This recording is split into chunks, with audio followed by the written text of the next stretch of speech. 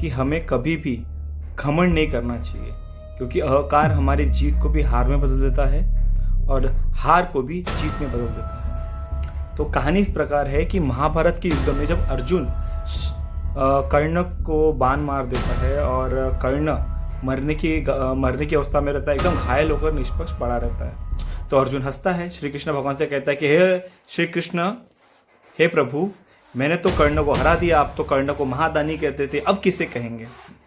तो श्री कृष्ण कहते हैं कि मरने से उसके कर्म कभी खत्म नहीं होते, कर्म हमेशा अमर रहते हैं। तो अर्जुन कहता है ये तो दानी था, ये तो मरने वाला है, अब रहेगा कौन पृथ्वी पर, अब तो इसका नाम खत्म हो जाएगा।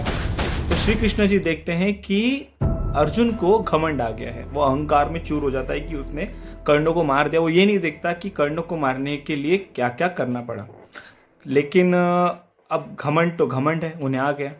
तो वो अर्जुन को कहते हैं कि अर्जुन तुम मेरे साथ चलो, मैं तुम्हें उसका प्रूफ देता हूँ। तो वो दोनों भेष बदल कर चलते हैं। अर्जुन अपने रथ के पास घायल अवस्था में अपने मरने की कगार पर है और वो अपनी सांसें गिन रहा है। तो ये दोनों ब्राह्मण का वेश जाके उनके पास जाते हैं कि उसमें से श्री कृष्ण भगवान और अर्जुन ब्राह्मण का वेश लेके उसके पास जाते हैं और श्री कृष्ण भगवान कहते हैं कि हे कर्ण, हमने आपकी ख्याति बहुत सुनी है, और हम आपसे यहाँ कुछ मांगने आए थे, पर आपकी इस तरह की दशा देखकर अब मुझे लगता नहीं कि अब आप हमारी कुछ मदद कर पाएंगे, तो हम वापस चले जाते हैं। तो कर्ण उनसे कहता है कि हे ब्राह्मण, मैं अपने जीवन काल में आज तक कभी किसी को मना नहीं किया, तो मृत्युशैया पर लेटे हुए मैं किसी को, ब्राह्मण को कैसे खाली हाथ जाने दे सकता हूँ।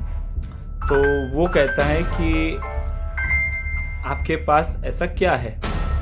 तो कर्ण कहता है कि मेरे पास अभी फ़िलहाल तो ये 2 सोने के दांत है, अगर आप चाहिए तो मैं आपको दे सकता हूँ।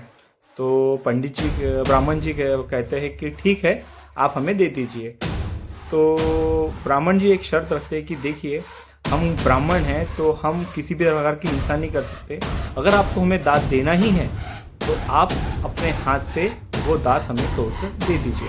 तो कर्ण पास में ही रखे एक पत्थर से अपने दोनों दांत तोड़कर ब्राह्मण को दे देता है, पर ब्राह्मण वो लेने से मना कर देता है। उनका कहना है कि हे कर्ण, इन दांतों पर खून लगा है और हमारा किसी भी प्रकार से हिंसा, खून को छूना हमारे लिए हमारी तप को ख़त्म कर सकता है।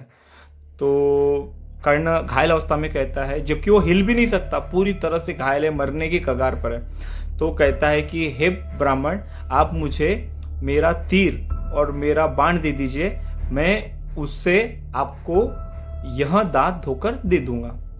तो फिर वो ब्राह्मण, श्री कृष्ण भगवान को उसकी परीक्षा लेना है, उसे अर्जुन के सामने प्रूफ करना है कि कितना बड़ा दानी है। तो वो कहते हैं कि हे कर्ण, हम वो बाण और वो त्रिशूल आपको नहीं दे सकते, आपको स्वयं ही करना पड़ेगा।